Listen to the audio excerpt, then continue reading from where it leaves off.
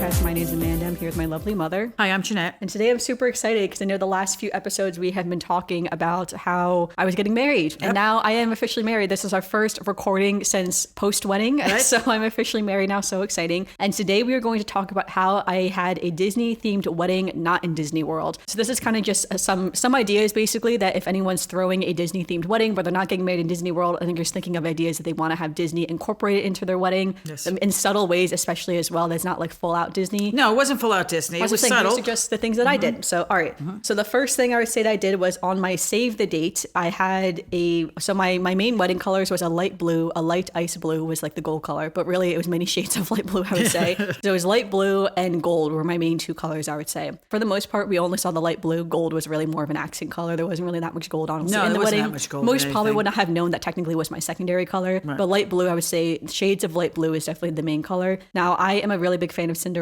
When I was a child, Cinderella was my absolute favorite princess. I loved her so much. And as an adult, I would say Mulan is my favorite princess, but I do still love Cinderella. Now, that is not the reason why I picked the light ice blue color. I actually picked that color when I was looking at all different colors because I had a summer wedding. I wanted a summer themed color essentially. And at the time, I just thought the color looked really nice. And my husband's favorite color he usually likes darker blues, but I was like, oh, he'll definitely like a nice shade of blue. Ooh. So that's kind of why I picked blue. And it wasn't until after the fact, a friend of mine said like, oh, this is like Cinderella blue. And I was like, yeah, it is, isn't it? I didn't even realize that. So kind of did that. Didn't plan on that necessarily, but that is something that, anyone could do is to pick a color scheme that's within either a favorite Disney movie or a favorite Disney princess. So going back to the save the date, on the save the date, everything was in that light, different shades of light blue. And then in the background of the save the date, I had a Cinderella castle in the background. It's a very faded Cinderella castle. Yes, you very still pretty. You had to really look at it too. Did put the location of our wedding on the save the date though, so people knew we were not getting married in Disney World because I didn't want people to look at that and be like, oh, we're getting married in front of the castle. We're not getting married in front of the castle. Don't have to go to Florida.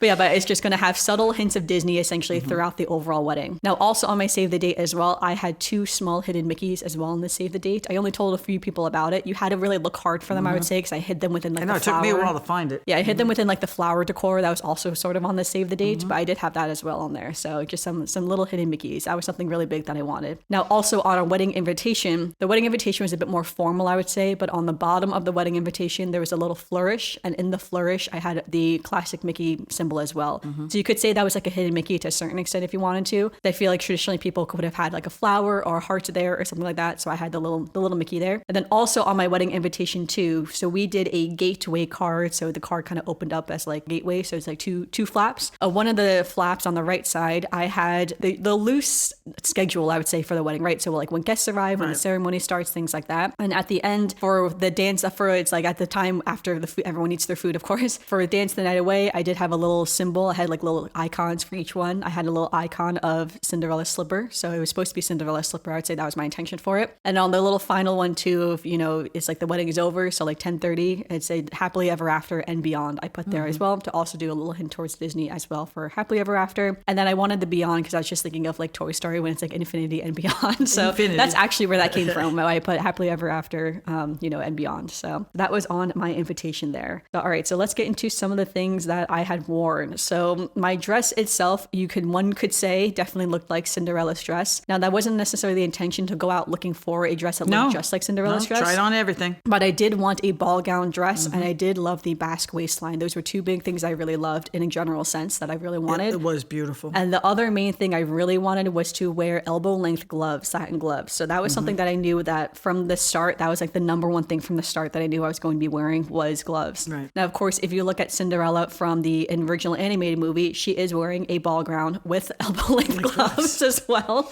Well, elbow length gloves have to go with a certain waistline. gown. Yes. So I will say, so if you look at what I wore and then you look at what Cinderella wore, it is like similar-ish. I would say you can definitely see where the inspiration definitely came from. Now, because of this, I didn't want to be like full on Cinderella, so I did have my hair in a low bun rather than a high bun the way that she wears it in the movie. I felt like the high bun would have been too much, if I'm being quite honest. She didn't wear glass slippers. No, I wore sneakers actually, yeah.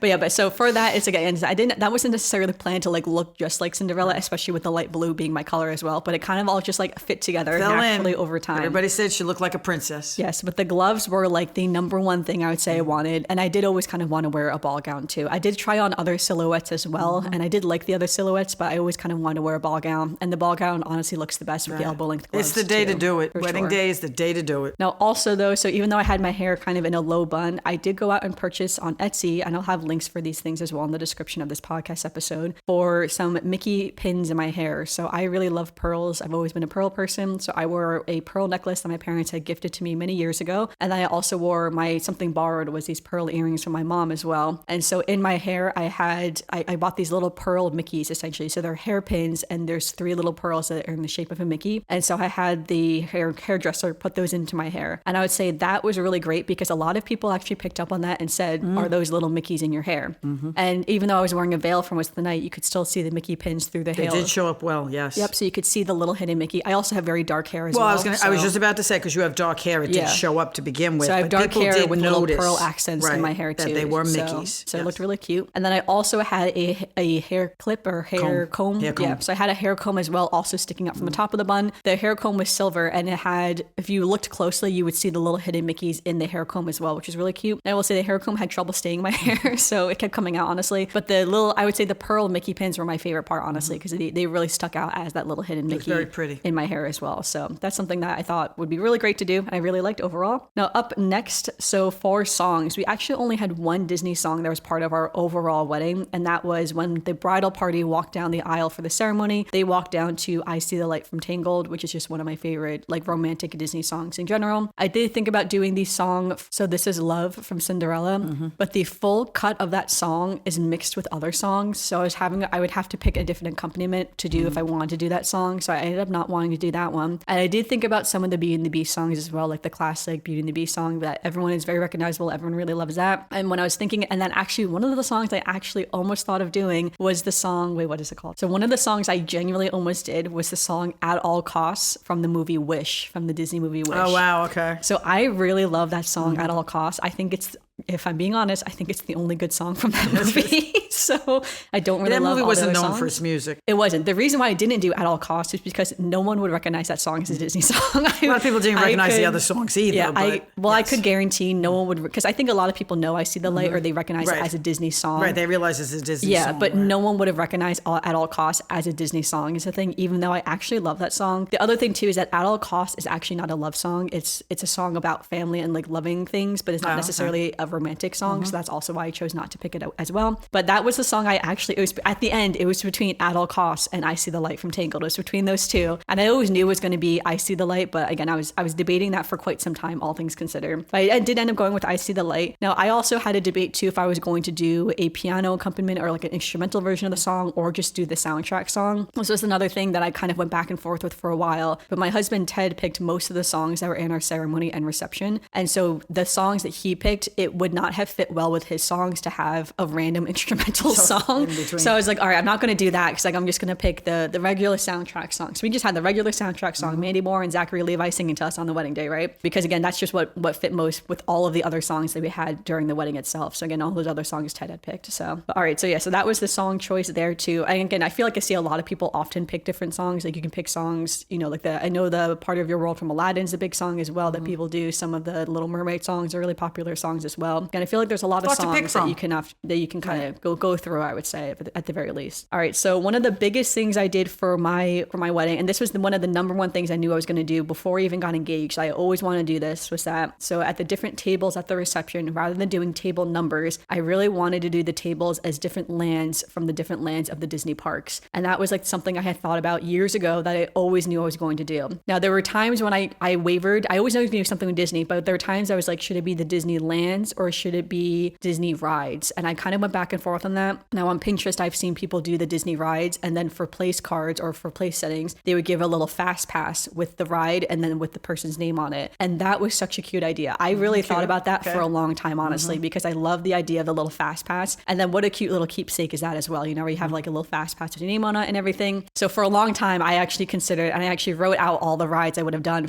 I planned for 20 tables. We ended up having 19 tables, but I planned out the 20 different rides. But in the end, I decided not to do that just because I really wanted it to be the lands. Something in me was just like, no, it has to be the lands. I just really, really wanted it to be the lands. I can't tell you why. There's something in me I just love. And I think it's because I just love Disney World so much. And I just love the different lands in Disney World because that's just such a unique part, I would say, of Disney World that I just knew I was like, I have to do the lands. So in the end, I ended up doing the lands instead. And then I also did a seating chart with the lands as well, but we'll get to that in just one moment. So for the lands, I'm going to go through all the lands as well that I had picked out. And then as well for the lands on the tables, I would have, I create all this myself. I don't know if I should post any of this because it's kind of hard to post because there's a lot of files, I would say. But all 20 lands, and then in the background image, they were images that I had taken in the parks as well. And I also picked the fonts out as well to kind of match the land. So for Fantasyland, that was one of the head tables. For Fantasyland, I had the photo. Actually, there's 2 photos from Disneyland Paris, and the Fantasyland was one of them. I had a photo when you're standing in the Queen of Hearts castle looking out onto Fantasyland of the back of Sleeping Beauty's castle. Then for Tomorrowland, we just had a photo of Space Mountain. For Adventureland, this was another one that I used a photo from Disneyland Paris. I had the photo of the pirate ship and the Skull waterfall, which I love. That Skull waterfall is like changed my life, honestly. Sounds very dramatic, but it really did that. I love that Skull waterfall in Disneyland Paris. For Frontierland, I had a photo of Big Thunder Mountain. For Liberty Square, a photo of Haunted Mansion.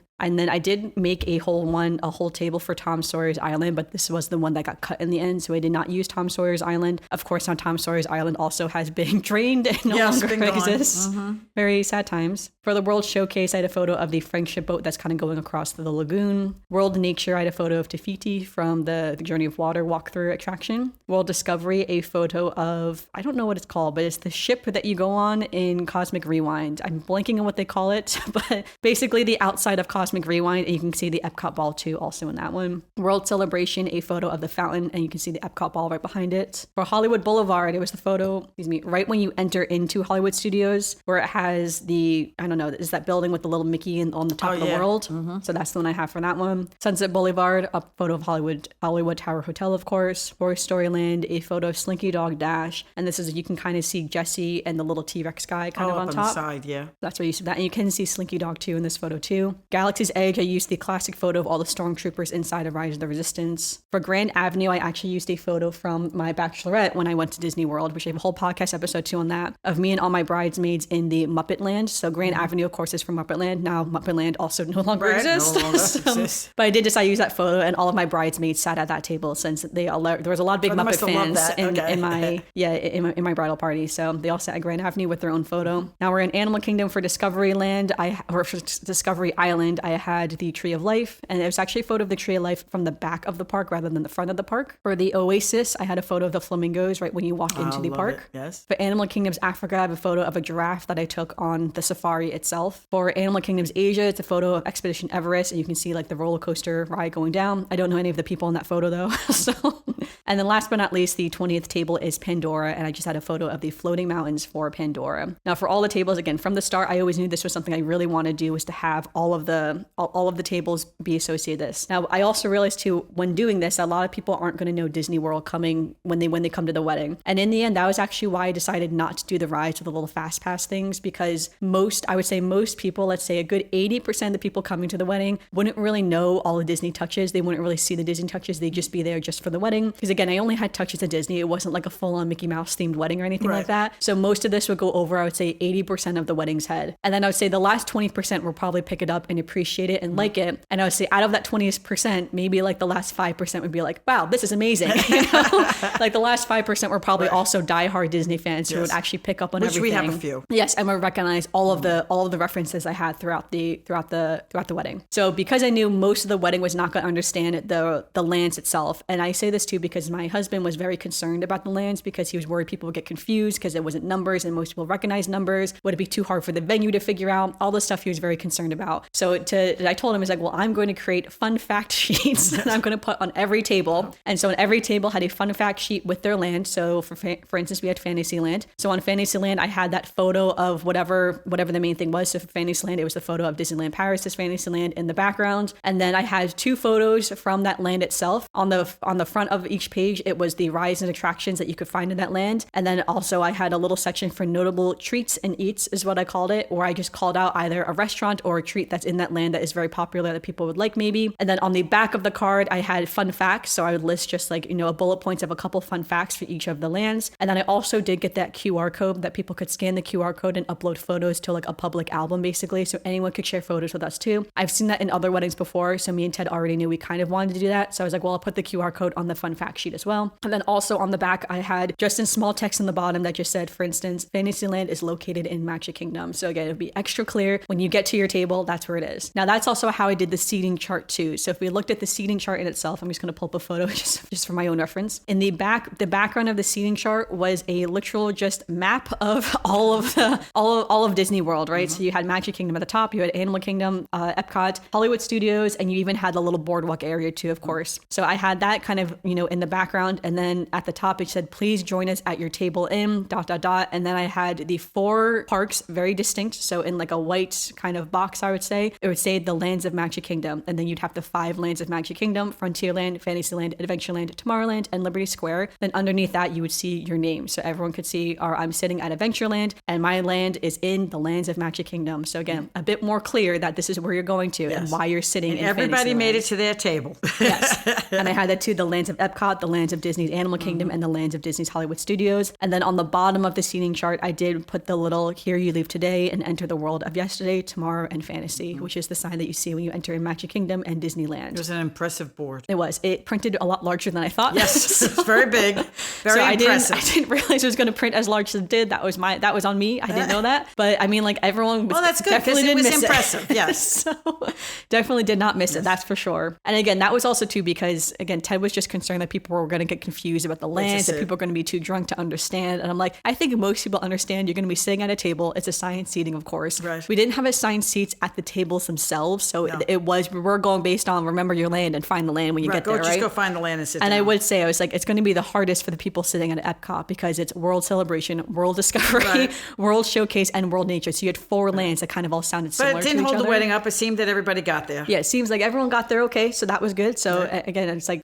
this was like the number one thing I wanted to do. So I was like, there was no backing down. I was not going to do this just because of that. A lot of work. Now I'll say too, again, my husband also had concerns too, because out of context of Disney, he was worried that the term Fantasyland could be insulting to people because it could be referring to someone who's like ditzy and like their head's always in Fantasyland. Okay. I would have never thought that either personally, but I was just like, okay. So I ended up putting all of my parents' friends at Fantasyland, as well as a few of our family friends who are also big Disney people. Yes, so they would have appreciated being at Fantasyland. He was also concerned too about Animal Kingdom's Africa and Animal Kingdom's Asia, that we were typecast the people you can't typecast people on those tables. At those tables. So I had my brother and all of my cousins at one, and then we had a close group of friends at the other, so it didn't look too typecasted or anything. And he was also concerned about Sunset Boulevard, about putting all the elderly people at Sunset Boulevard.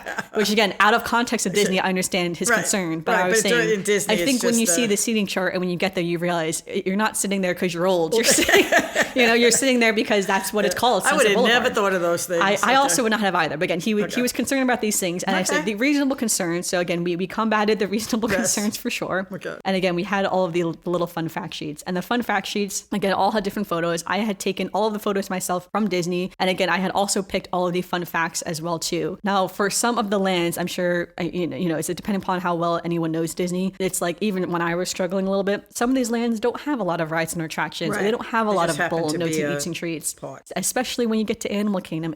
Some of those lands in Animal Kingdom don't really have a lot going on. Mm-hmm. So, for instance, for Animal Kingdom, instead of the notable treats and eats, I would have the animals that you could see in that land. Right. So I literally just had a Wikipedia, all the different animals that were in that land, and I would just I basically just copy and paste the list of all the different animals you could see possibly in that land. Yeah. And I think that worked pretty well too, especially for Animal Kingdom, since again Animal Kingdom was a little bit different, and especially too because some of Animal Kingdom, again, they didn't have any like rides or attractions. For instance, like the Oasis arguably doesn't have any rides or attractions. All I had in that section was the Oasis exhibits, and that was it, because the Oasis isn't really meant to be rides and attractions. It's kind of just it's just the entrance into the park for the most part. Bird life, animals. Yeah, I'm looking at it now. Even for the notable eats and treats, all I had here was the Rainforest Cafe, because that's all that there is. But again, animals you may see: giant anteaters, swamp wallabies, scarlet macaws, hyacinth macaws. So again, a lot of different animals you could see in this land. Yeah, beautiful scenery. Yeah, so for some of these, you had to get a little creative to be like, all right, what am I going to put in here? Even for some of the fun facts, for some of the lands, I was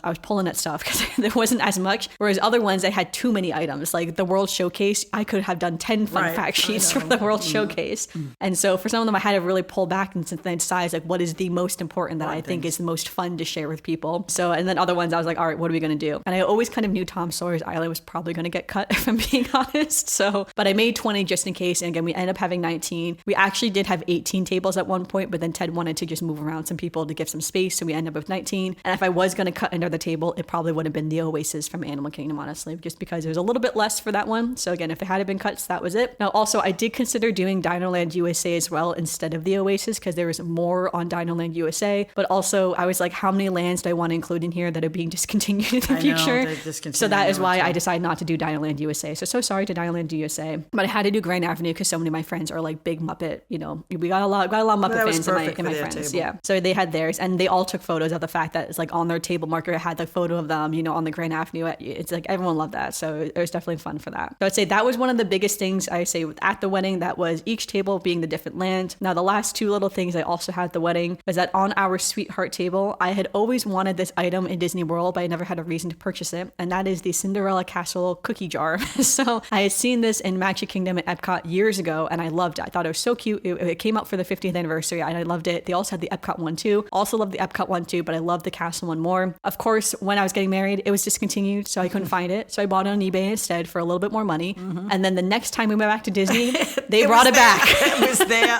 It was so fun. It was gone for like 2 years, and then they brought it back, and I'm like, wow, would you look at that? But it's okay because I still got the one that I wanted, and I didn't even pay that much more, if I'm being really honest, for it on eBay. So I still had it, and that was one of the things I loved, and we took a lot of photos of that, honestly, too, at the wedding. And one of the last little details I had, too, was on our cake. So on our cake, I ended up getting our cake from Costco. So I am a big cake person. I love cake, but I also know, too, that, you know, it's like weddings are expensive, right? So I was just like, honestly, I love the cake at Costco. I think Costco does a really great cake. It was a whole journey of getting the cake from Costco, of course, because you have to be a member to get Costco cake, of course, which I am a member, but not everyone is a member, of course. But anyway, so we got the cake from Costco. They really do it the old school way of how you order cake at Costco. You just go up to this box that's by the bakery, you fill out a sheet of paper and you put it in the box. No confirmation email, no confirmation from anyone. You just show up the day that you said you're going to pick it up at the time you're going to pick it up, and then you just hand you your cakes, right? And if you ask anyone, they'll say, if you put the paper in the box, your cake will be ready the time and date that you tell them. So I do love that for Costco. Yes, incredible. Sometimes you just got to stick to the basics, reliable. Right? Yes, reliable Costco. So yeah, but because of that, you can't do a lot of customization options for the cake. You're really just bound to like what their options has. Right. But there are still a lot of customization you can do. So for instance, you can pick the flowers and you can pick different colors for flowers. So I picked the roses, which is the main flower you can do. And then I asked specifically for light blue and white roses, and that was the main colors on the cake. And then also had a section too, do you want any writing on the cake? And you can pick, I would arguably say anything that you want. So I put happily ever after on the cake as well. So on I ended up getting 3 half sheet cakes, which is confusing. So I had a half sheet of vanilla mousse cake, a half sheet of chocolate mousse cake, a second half sheet of chocolate mousse cake, which in theory could have been 1 full sheet cake. But again, it was kind of hard on the piece of paper to say I want 1 full sheet cake of chocolate, 1 half sheet cake of vanilla, and then we got 1 round of vanilla as well that also said happily ever after, which was the cake that me and Ted actually cut into. And then we ended up taking that cake home and we ate it for like a week and a half after the wedding. So a lot of people asked us if we were going to freeze the cake, and I was like, no, I'm not going to freeze the cake. Next year, I would just go to Costco and buy a new cake. So right. I don't need to freeze the cake. You can say happy anniversary on it. Yeah, so I say that was a lot of the main little Disney touches that we had at the wedding. Now, there were a lot of things I thought about doing that we could have done more Disney touches. For instance, I could have given Ted like Disney cufflinks if I wanted him to wear like more Disney cufflinks. I could have put also more hidden Mickeys as well. I actually thought about this, putting it on the flowers. So on all of my vases, I had just purchased these concave type vases, and I had calla lilies in them, which was the primary flower for the wedding. And I did think about going around to each vase or each flower and like putting a little hidden Mickey on each, but I ended up not doing that, just one for the time and effort for it, but also for the resale of the item, because I kind of knew I wanted to resell some of these items.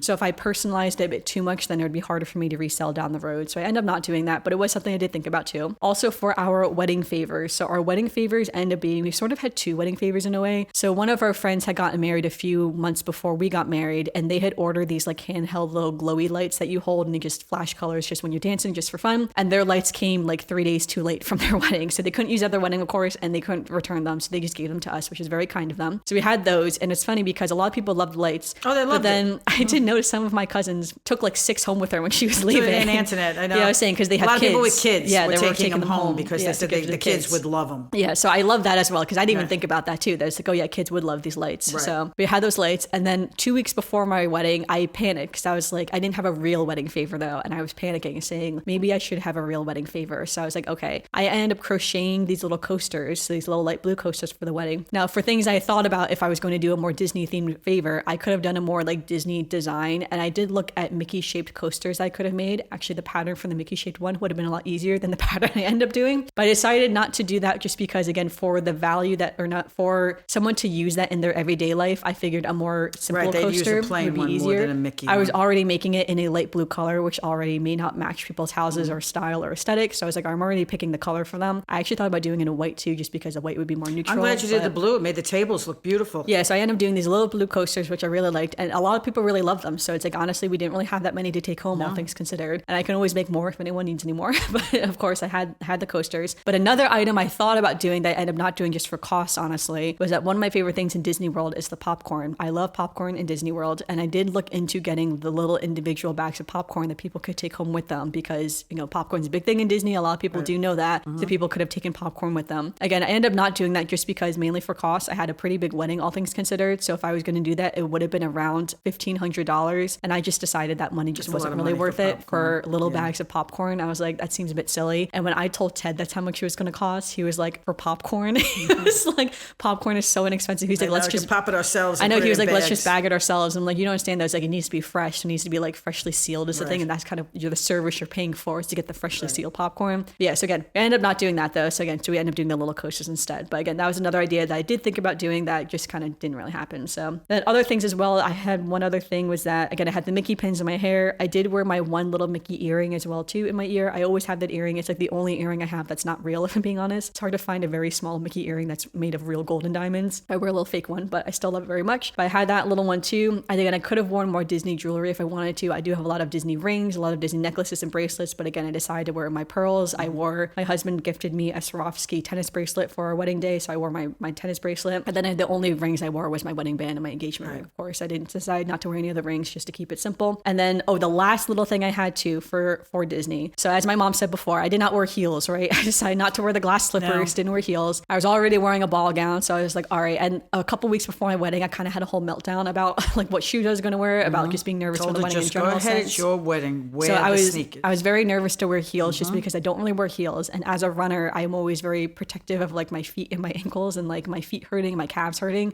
And so I decided, I was like, all right, I think I'm just going to wear my running sneakers. I didn't even wear bridal sneakers. I did look at bridal sneakers. And nobody even saw the sneakers. Yeah, I did have bridal sneakers, but I literally just went out and bought my favorite running sneaker, which is the New Balance 860. This is not sponsored by them, but the Fresh From New Balance 860 is the main running sneaker I like to wear. I got version 14, which is the current version at the time, and I just bought the all white version of it, and that is the sneaker that I wore on my wedding day. And that sneaker I'll probably wear in the future to run a marathon in, if I'm being quite honest. And so for those sneakers, underneath the sneakers, I had to wear some socks, of course. I don't like to wear sneakers. My mom doesn't wear socks with sneakers. No, I wear my feet bare. I was going to wear unless I'm socks. exercising. Yeah. I mean, yeah. But I always have to wear socks. So I ended up deciding, I was like, all right, I'm going to wear I told her she had to wear something blue. So I actually already owned light blue socks. They weren't really light blue, if I'm being honest. They were like regular blue. They were regular blue. But blue socks. Blue socks. With light Minnie, blue. Yeah, with Minnie Mouse on them. Minnie so I Mouse already on had them. these Disney socks that were blue with Minnie Mouse. So those are the socks I ended up wearing as well. She had to wear something old, something new, something borrowed, and something blue. So the something blue was technically the socks. Although, again, the blue was the theme of the wedding to a certain extent. So yeah, but you had to wear it. So, yeah, but that was what I had for that, which was really exciting. So, and that was like, when I tell you that was a last minute decision because I didn't realize I had those socks. It was like the car was packed. We were leaving for the hotel and I realized, wait, I have to go upstairs and I forgot something. Went upstairs, grabbed one pair of socks, then looked in my drawer and be like, wait, I have these Disney socks in the back. Pulled out from the back corner and saw those socks last minute. I was like, actually, they were meant to be. I brought both pairs of socks to the side just because I don't always wear those Disney socks. I didn't know comfort wise if I wanted to wear them. But yeah, but that ended up being my something blue. So, all right, yeah, I would say that is the main elements I would say for Disney that I had at my wedding. So again, it's like a lot of little things I would say overall. I feel like if people came to the wedding, they definitely knew there was touches of Disney. Definitely yes, you knew there was a Disney styled wedding, but not overload. Yeah, I would say it wasn't like you walked in and like Mickey Mouse was there full costume, right? It's like we didn't have Mickey Mouse there full costume. Some people did ask me if he was going to be there, and I was like, no, before the wedding. And I was like, no, Mickey's not going to be there. Specifically because one of my aunts, she works for MLB, and she had Mr. Met at her wedding. Yes, and well, so, trying to get an authentic Mickey to come to the wedding would have been very hard. Some of the ones that are around that are in New York, New Jersey, they do not really they look a little like, scary. Yeah, they're a little scary and a little iffy. So I would, unless you could get somebody to come from the actual Walt Disney Company, it's not worth it. And if I'm being honest, I'm not really a character meet and greet person. I've never been a character meet and greet person. No. So yeah. So I guess one other thing we thought about doing was having one of those signs that said happily ever after to hang it up that people could take photos in front of, or like a photo booth with stuff. Oh, yeah. Again, we ended up not doing that mainly just for cost. So yeah, just got cut out. People took pictures, and there was a grass wall in the That's the thing. Lots of people took photos, which people everywhere. pay for in other halls. But the florist brings it in. They actually had one, so people could just stand in front of of there and so lots of people took photos elsewhere just throughout the venue in itself, and it was still very nice. So, but yeah, again, it's like I think it was definitely a Disney themed wedding, but I wouldn't say it was like overtly Disney or like too much Disney either. A lot of nice little touches, and she did look like a princess. And there were a lot of things that were still just me and Ted related to that weren't specifically Disney that we just had. Again, we only had one Disney song. All the other songs were personal to Ted that he picked out. So it's like all those songs had different meanings for him or different meanings for me as well. Right. So all the songs, all going through that, for instance, again, like throughout the whole wedding, and the jewelry that I wanted to wear had different meanings for myself as well. So because again, I didn't want to have the full on like Mickey Mouse wedding.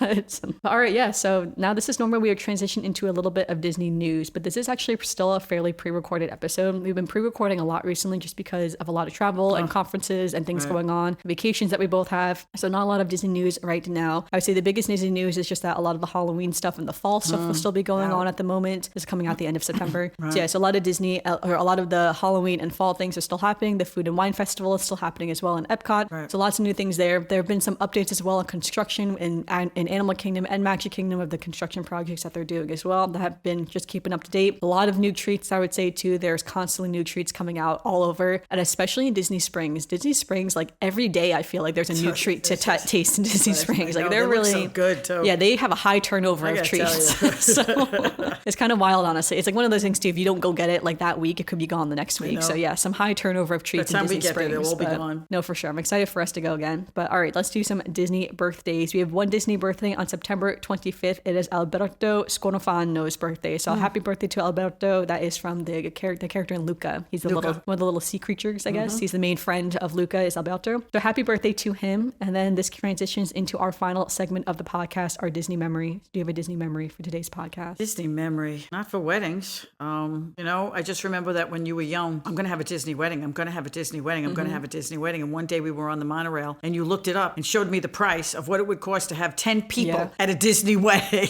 And I said, Amanda, don't think you're having a Disney wedding. So I will say, I did look into very briefly having a Disney wedding in Disney World, and it is very expensive, of course. Now, I think it's one of those things is the cost worth what you're getting? I think to a certain extent, yes. But I think also the hardest part, I would say, about having the Disney wedding was the lack of creative control over certain things, because you're really bound to like the dates that they have available, the locations that they have available, the timing that they have available. Certain locations, you got to be there at like 6 in the morning or 12 at midnight. With any destination wedding, if you're not from the area, you definitely have to have a wedding coordinator to help you have all the stuff ready for when you're down there to like do all the site visits and stuff. I also think that a very large wedding like you had is not conducive to a Disney wedding. Yes, we did have a big wedding again. It's like I think in Disney it would have been hard to have a 200-person wedding. People have done it. I've seen the photos, of course. Oh yeah, just would have been more work, honestly. Just talk about the phenomenal. But that's what I'm saying though. It's like it would have been a lot to coordinate, and again, it would have been a lot for me to coordinate specifically as the bride. And for our wedding, because we had a local wedding, we didn't have a wedding coordinator. I did everything myself. Right, you did everything yourself. And all the stuff that you did yourself, the flowers, the table things, everything you did on your own to make this wedding really, really beautiful with the Disney touches. So you got your Disney touched wedding, which I think is really, really beautiful. At like a fraction of the price that the Disney wedding would have cost. Even if we had and just think all the people having to travel to Disney. Yeah. According to what season it was, or according to what it was, or the times, the things, everything, just the travel arrangements, the hotel arrangements, everything would have just been so much. Yeah, and again, that was a big thing too. And even like bringing the dress as well, right? It's like we would have definitely had to drive down as well too, which is just more time off too. Right. So again, there were a lot of logistical reasons as well that I was like. But I remember that when you were young, it was I'm going to have a Disney wedding. Again, it's like the Disneylands for the tables was like the number one thing I've always dreamt of doing. I've always loved that idea, and I thought it would be so fun. It was good, especially too because I'm a big Disney parks person, especially because I've seen people do this with like a Beauty and the Beast themed wedding or like a Disney movie themed wedding. Right. No, this was just the parks, which even was more of a Cinderella good. Themed wedding. But I would say it really had a Cinderella park themed wedding to a certain extent, which is my personal interest. So, and again, it's like there are so many fun things on like Pinterest and stuff like that anyone could find for other ideas and everything. But again, it's like I think a Disney wedding would have been really fun if we did it. But again, it would have cost so much money and been so much more time and effort, I think, too, that I almost feel like the planning of my wedding honestly wasn't too bad. I felt fine planning my wedding. I think if I planned a destination wedding or a Disney wedding, I think I would have felt a lot more stress and maybe not have enjoyed it, honestly, because it would have been a lot more and a lot more work. Right. And so that's why it's like it was a lot easier, I would say, to plan. And you take all that extra money, go to Disney World. Basically. But all right, everyone, thanks so much for listening to this week's episode of the podcast. Make sure you give us a review on Apple Podcasts or Spotify, or leave a comment down below if you're watching on YouTube, and let us know, are you planning a Disney themed wedding anytime soon? Do you want to have a Disney themed wedding? Definitely feel free free to DM me on our Instagram, Almost Amanda X, as well, if you have any questions or things that you're planning, or just, if you want access to some of the things that I had created for my own Disney wedding. I'm definitely willing to share. It's just hard to share publicly, I would say. So I would definitely be willing to DM it to anyone personally. So feel free to reach out. I really mean that. But yeah, but I'm probably not going to post it on like on my Etsy shop or anything like that, those things. So you have to reach out personally. And that's how I know you're coming from the podcast. So, all right. Thanks everyone for listening. And until next time.